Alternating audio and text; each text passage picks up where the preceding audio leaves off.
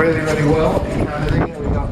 We started in Victoria on the west coast, and we did about 10 shows, finishing up in Hamilton. And the Canadians were a good crowd, had a good time. Canada's always been a good area for Yes. Jeff, of course, you've got great memories because your career with Yes, live career, started in Canada, didn't it? Yes's first show was in Canada ever. Yeah, sorry. Edmonton, 1971. Yeah. First Yes show on the. Was that when you were touring with Jethro Tull? Jethro Tull. Yeah. So, this is the first suite that you had around Canada for a while, I guess, yeah? I know you played some Canadian dates, but this is the first full tour you've done for a while. Yeah? You see, we're hearing so much wind, we can't hear it. Because we've got we can't sides.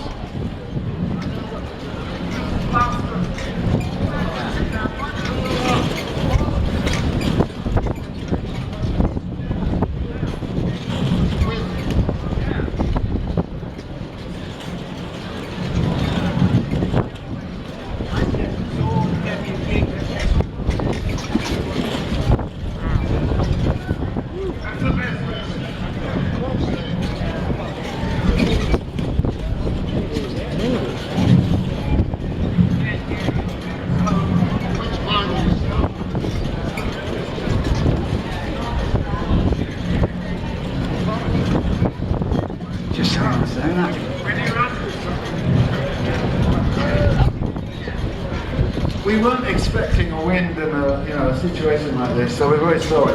These monitors might make a difference. Okay. Is that something better? Okay, we're in. Okay, we're in. Yes! Eventually.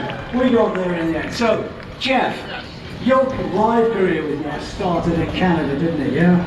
It did. It started in 1980 at the Swanson Maple Leaf Gardens, which I believe is not there anymore. And that was a real baptism of fire for me because it was the first time I'd ever been on a big stage. And with three of these guys, it was an amazing experience. And I'll never forget that night and the round on that stage in the middle of Toronto. Oh, I've read that you enjoyed the experience of touring so much you knew that, hey, I really like touring. That was the thing. Well, that was it. Before then, I'd only really done, certainly nothing to the size of those kind of gigs. And, that really got me a taste for it, I think. That was the defining moment for me, I think. Chris, we have an American tour coming up from Yes in the summer. It's a big tour as well. And I think this is a culmination of all the hard work the band have put in over the last 2 years. I was surprised to see how big the tour is. It is pretty big, isn't it? On 1, 2. Let me try here. Yeah, that's much better. So it could be, it could be a longer tour, but actually I'm doing a lot of shows, and we're looking forward to it. Especially, I'm looking forward to playing the music from the new album, which we just completed in LA in January, February, and usually that sort of a process takes us 4 to 6 months. We've managed to do it in 2. I don't quite know how. But we got out of there just in time to go to Canada, and so as we speak, Mr. Roy Thomas Baker is mixing away and should be available to hear. You brought Billy Sherwood in, I believe, to do some work on the vocal side. Why was that? Because we didn't have enough time, so there were 2 studios in the facility we were working in. Okay. So I was doing all the harmonies with Billy, and while Jeff and Steve were doing guitar and keyboard overdub. And we had to be just working flat out to get it done in time. Okay. Yeah. Jon, your first album with Yes, how does it feel?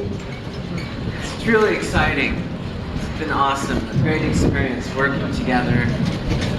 I mean, it's one thing actually singing with Yes, and it must be great for you to do that. But Right. going out and singing songs that you've had a hand in creating must be very important for you. Exactly, that's the word.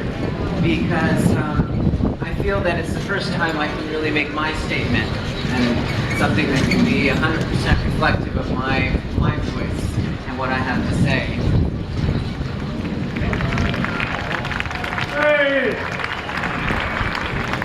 Steve, when we spoke last year, you were saying that the band has to have, if you like, a very strong direction. We have to have great material. Obviously, presumably with the new album, you feel very confident that this is going to be a good album for the band. Well, yeah, I certainly hope so. Yeah, I mean, we kind of delayed starting recording it because we wanted to get as much material going, you know, in the preparational sense. And then when we got in the studio and started, you know, working on the songs, they improved incredibly. And they really rose to the occasion.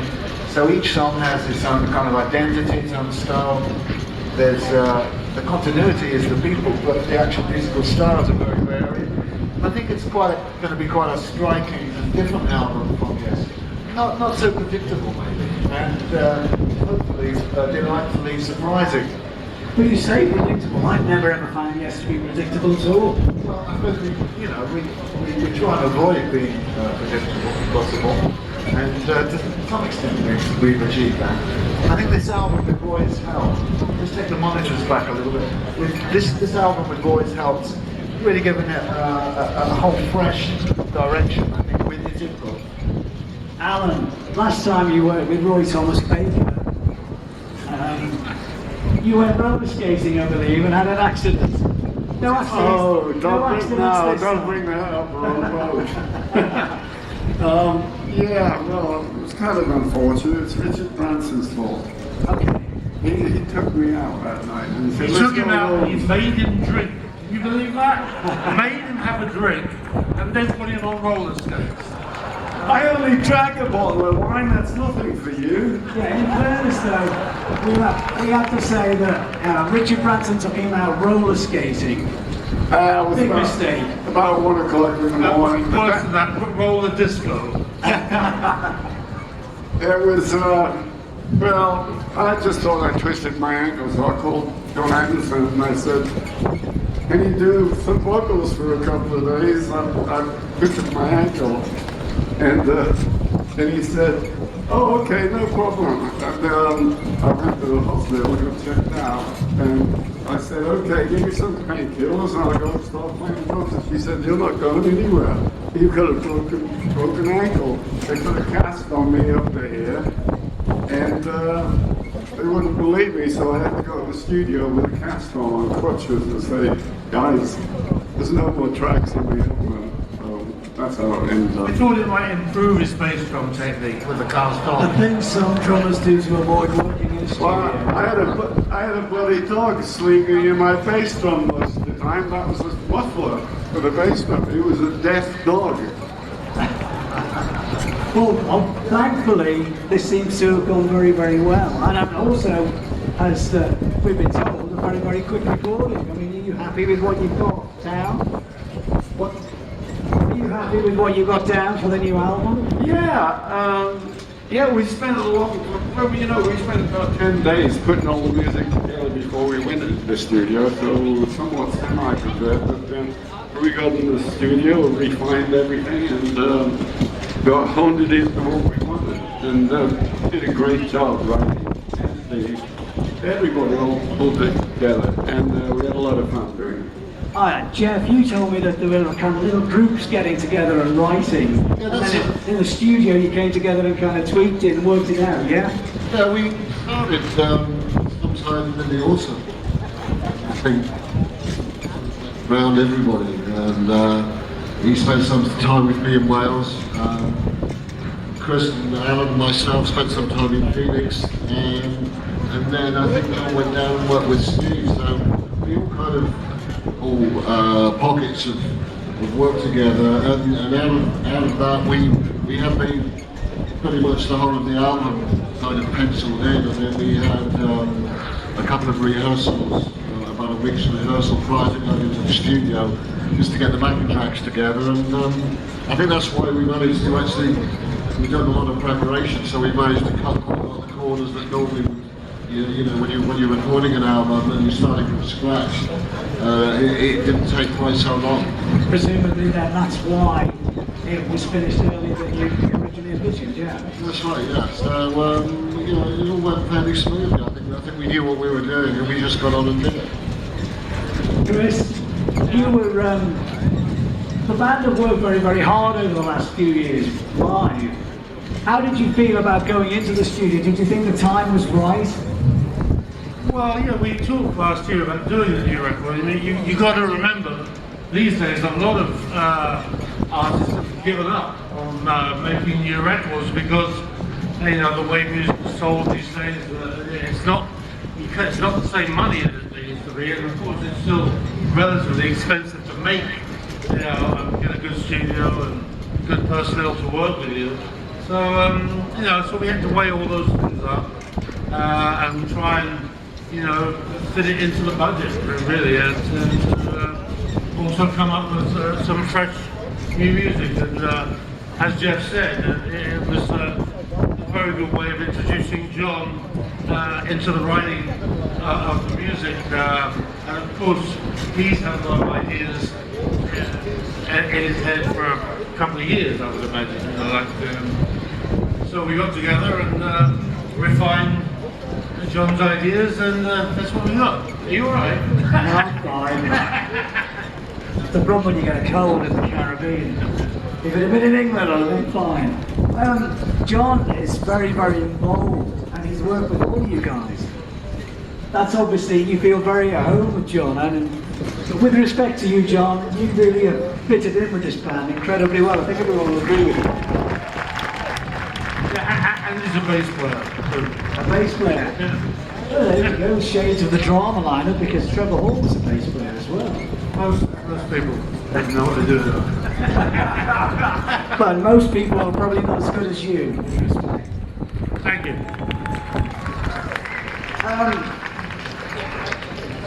In terms of doing the new material, obviously you're going to be playing some in America, on the American tour.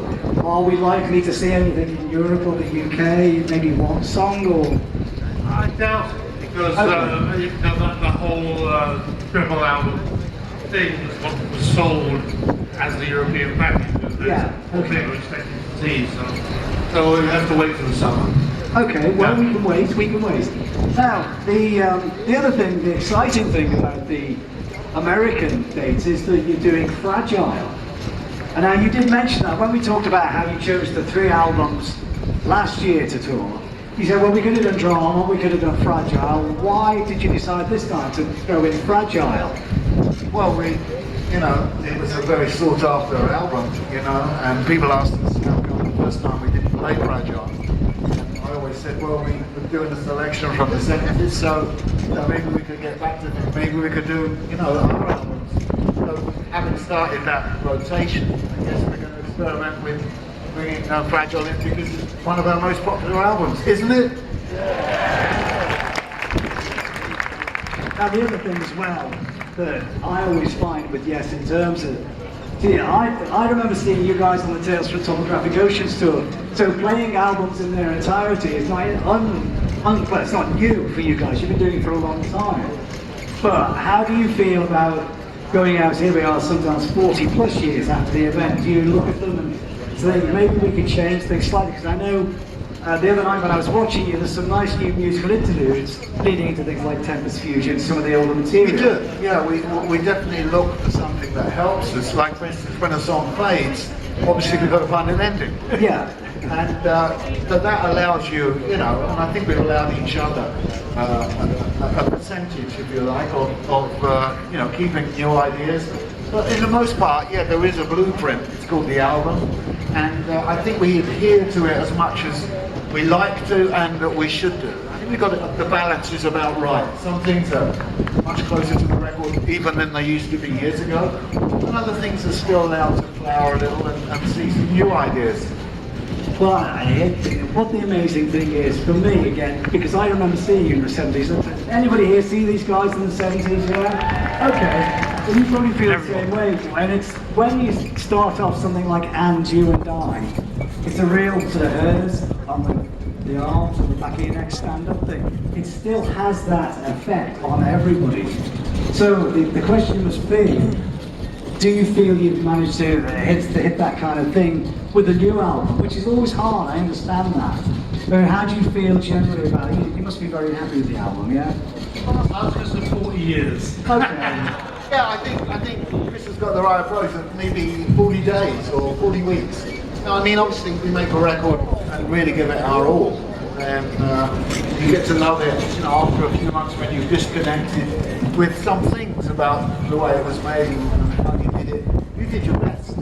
So you might have higher expectations than could be reachable. Or, some people don't keep an open mind and then they're delighted with the way it comes out. So, just that in time we'll clearly be able to define how it fits. But Fly From Here was very successful in its own right, and had the largest piece we ever wrote together. Fly From Here suite. So I mean, it's not like we're repeating ourselves, as you said earlier, or we're stuck for ideas. And I think this new album's got lots of very fresh and new ideas. Well, you're going to be playing some of the material on the American tour. That's way too early to talk about. I mean, no, we don't know yet. Okay, well, I take it that you are going to you're looking forward to playing these songs live at some point, yeah? Okay. Well, we'll move on from that. Apart from, suffice to say that it's going to come in a Roger Dean designed sleeve as well, yeah? Absolutely, yeah. So we're staying with tradition. Great tradition, Roger Dean. Thank you. That's one of the things I like about this as well, because you do with certain touchstones.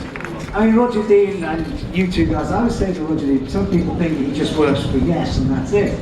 But I think an album by Yes without Roger Dean, I know you did some of the 70s and 80s, but it's such an important thing. Do you guys feel that way too? I guess presumably you do. That's why you're using him again.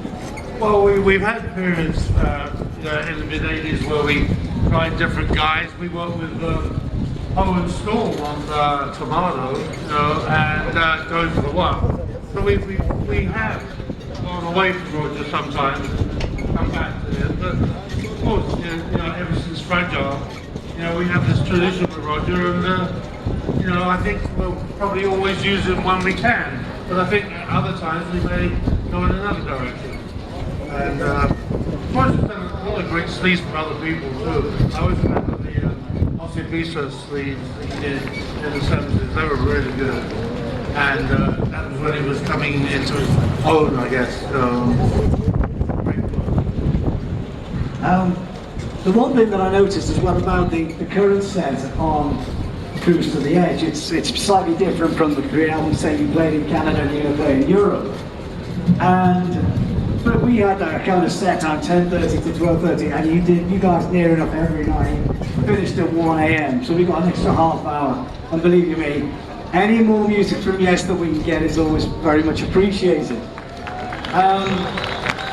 How did you decide what you were going to do on Cruise to the Edge? Because I know it is difficult when you're right in the middle of the tour. Do so. I mean, albeit it's the end of the Canadian leg, but you do have a European tour, and the stage set is pretty much, geared to the 3-album set. Well, the good thing was that the 3 songs that we did add to the set, we'd already done with Jon when he came into the band. So, okay. So we kind of knew them, so we did a few sound check rehearsals and, polished them up, and we didn't want it to be exactly the same as last time we were on here. No. Well, thank you for mixing it up. We really enjoyed it, didn't we? Yeah. Can I ask you guys how it feels? Here we are in the 21st century, and Yes are still as prominent as they were ever were, which is an amazing thing. I mean, Jeff, you've been back in the band now quite a few years, so I mean, how is it for you? I think it shows what a great legacy of music Yes Music is, and I think that you look at the history of the band, you've seen all the different. That's like the different chapters of a book, really, with different musicians in. I think Chris said there have been 20 or so members over the years, and I think it just shows that the music can change its direction, but still have that stamp. And I think that's the thing that's kept it longevity of the band for 40 or 45 years. Is that it's constantly reinventing the music of Yes. Of course, you've been out the band, in the band. Steve's been out the band and in the band. Chris, of course, right the way back through the entire history. Alan's been there since '72. And of course, the rhythm section. How important is the rhythm section? I've got to ask Steve. I'll ask you separately. A minute out of this. But for the other members of the band, how important is it to have the bedrock of Chris and Alan sort of playing there? Well, I don't know, I'm pretty used to it. My wife says I've been married to him longer than her. That's frightening. Which is a scary thought. well, of course, there's a trademark style that's come along over the years, and